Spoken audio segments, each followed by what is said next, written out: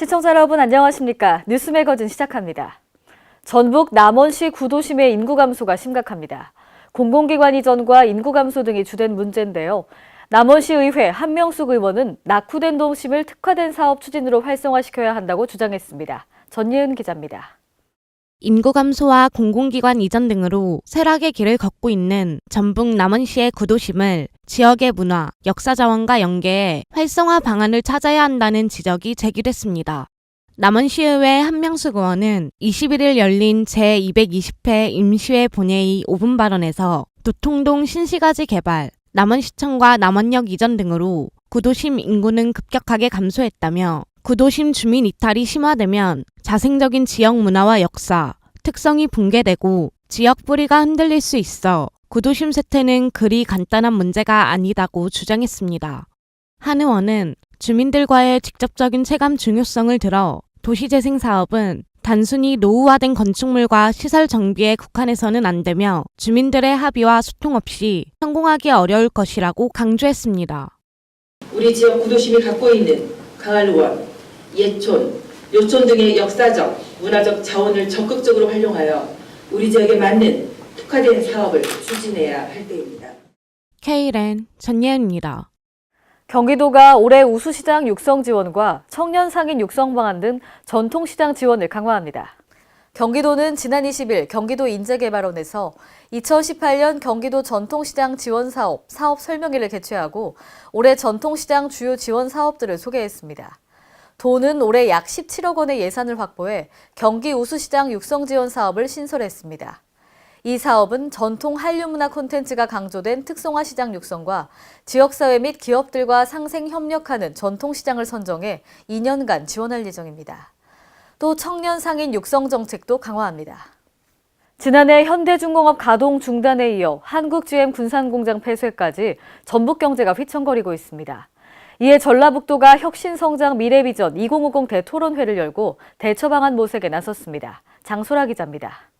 전라북도의 경제가 한국 GM 군산공장 폐쇄 결정으로 휘청거리고 있는 가운데 전라북도 위기 극복 프로젝트가 가동됐습니다. 전북도는 20일 전북 혁신성장 미래비전 2050 대토론회를 열고 전북의 30년 미래 발전을 모색했습니다. 전북도는 이 자리에서 새만금 혁신도시 동북권 휴양벨트로 이어진 동서축을 육성하는 방안을 내놨습니다. 또한 전북의 역점 사업인 농생명을 비롯한 관광 등의 강점을 활용한 특화 발전 등의 4대 전략도 제시됐습니다. 이와 관련 스마트 농축수산 혁신밸리 조성, 식품 클러스터 글로벌 거점화 등 18개 핵심 프로젝트 등이 논의됐습니다. 전북도는 이를 위해 2050년까지 66조를 투입, 생산 유발 75조, 고용 창출 57만 개, 부가가치 27조 원의 경제적 파급 효과를 거두겠다는 전략입니다. 이에 대해 송하진 전북도지사는 전북은 위기를 기회로 만들어 재도약해야 한다고 강조했습니다.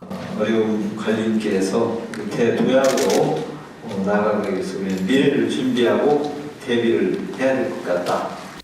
K랜 장소라입니다. 대구광역시 인공지능, 지능형 민원 상담 로봇 뚜봇이 다음 달부터 시민들을 대상으로 민원 서비스를 제공합니다. 대구시는 지난 20일 본청 소회의실에서 인공지능 및 빅데이터 기반의 지능형 상담 시스템 구축 완료 보고회를 개최했습니다. 시는 지난해 4월 전국 최초로 여권 분야 인공지능형 챗봇 상담사인 뚜봇을 개발했습니다. 뚜봇은 여권 민원 상담은 물론 차량 등록, 대구 주요 시정 안내 등 다양한 분야의 민원 상담 제공을 위해 5만 7천여 건의 학습 데이터를 구축했습니다. 한편 대구시는 미비점 식별 및 추가 학습 데이터 보완 등 충분한 안정화 작업을 위해 현재 공무원을 대상으로 시범 운영 중입니다. 전라북도가 고령화로 인한 주민들의 이동권 보장 등을 목표로 전국에서 처음으로 수요 응답형 버스를 도입했는데요. 주민들의 교통복지에 대한 만족도가 높아지면서 전국 지자체의 벤치마킹 대상이 되고 있습니다. 전예은 기자입니다. 2015년 전북도가 전국 최초로 도입해 운영 중인 수요응답형 대중교통 서비스, 이른바 행복콜버스가 도내 주민의 반역할은 물론 전국 지자체의 롤모델로 자리 잡았습니다. 이는 벽지 오지의 대중교통 체계를 변화시킨 혁신 사례로 현재 서울과 경남, 경북, 충남, 전남, 제주 등지에서도 잇따라 시행 중입니다. 현재 도내 행복콜버스는 8개 시군 21개 면에서 18대가 운영되고 있으며 지난해 이용객만 5만 명에 달했습니다. 기존의 버스 운영과 관련해서 여러 가지 불편사항이 있었을 텐데 지역 주민들의 발휘돼서 지역 주민들의 행복감을 좀 더 높여드리고자 본 사업을 추진하게 되었습니다. K랜 전예은입니다. 서울특별시가 고독사 사회안전망 구축에 나섭니다. 고독사 위험군을 정확히 파악하고 관리하며 죽음 이후 장례까지 지원한다는 계획입니다. 서울시는 이런 내용을 뼈대로 하는 3대 분야 8개 과제에 고독사 예방 종합대책을 발표했습니다. 고독사는 사회적으로 고립된 삶을 살다가 홀로 임종을 맞이하고 일정 기간이 흐른 뒤 발견되는 죽음을 말합니다. 이번 계획의 3대 분야는 사회적 관계 형성과 맞춤형 공공서비스 지원, 공영장례 도입 지원으로 올해 18억 원을 투입하고 규모를 확대한다는 계획입니다. 마지막으로 존엄한 죽음을 지키기 위해 공영장례 서비스를 제공합니다. 오는 22일 서울시 공영장례조례를 제정 공포합니다. 정부가 이달부터 초등학교 1, 2학년 방과 후 영어 수업을 금지시켰죠. 이에 영어 내실화 방안을 내놓는 등 대안을 마련키로 했지만 막상 내년 상반기에나 시행될 예정이어서 논란이 제기되고 있습니다. 장소라 기자입니다. 정부가 초등학교 1, 2학년생에 대해 방과 후 영어 수업 금지를 계기로 영어 교육 내실화 방안을 마련하겠다고 발표했지만 방안 실행이 내년 상반기에나 시행될 예정이어서 뒷북 행정이라는 논란이 제기되고 있습니다. 정부는 지난 2월 학교 영어 교육 내실화 추진 자문단을 구성하고 올해 말까지 학교 영어 교육 내실화 방안을 마련키로 했습니다. 이러한 내실화 방안에 원어민 보조 영어 교사 확충과 해외 학교와 원격 화상 수업 등의 방안이 검토 중에 있는 것으로 알려졌습니다.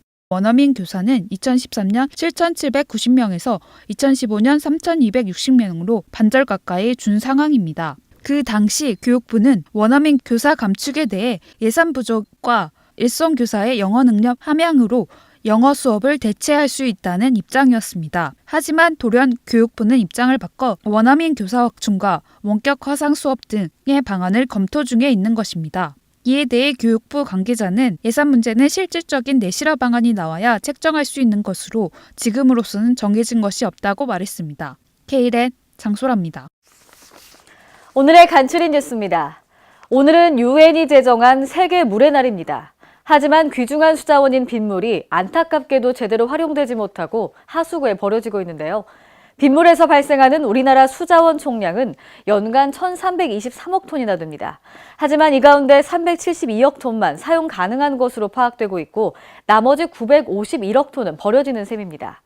또 물 부족 국가로 물 스트레스 지수는 153개국 중에 129위를 차지할 정도로 물 스트레스 지수가 높은데요. 이와 관련해 전주시가 지역 주민과 함께 빗물마을 공동체를 조성해 주목받고 있습니다. 인천광역시는 오는 24일 결핵 예방의 날 및 결핵 예방 주간을 맞아 캠페인 등 시민 홍보와 함께 무료 결핵 이동 검진을 실시합니다. 인천시는 2017년 결핵 신환자 발생 수가 1,494명으로 전년 대비 8.7%가 감소했고요. 국가결핵관리사업 수행 및 지자체 합동평가에서 2016년에 이어 2017년에도 2년 연속 국가결핵관리사업 우수기관에 선정됐습니다. 시는 결핵의 조기 발견 등을 위해 전광판 홍보, 보건교육 등을 실시합니다.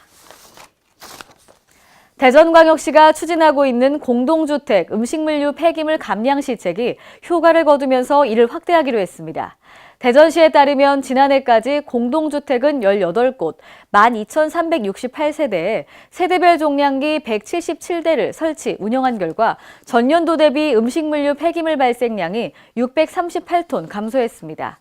이에 따라 대전시는 2016년부터 추진 중인 공동주택 세대별 종량기 설치 사업을 확대하기로 했습니다. 시는 이를 위해 올해 세대별 종량기 160대 이상을 설치할 수 있는 예산을 확보했습니다.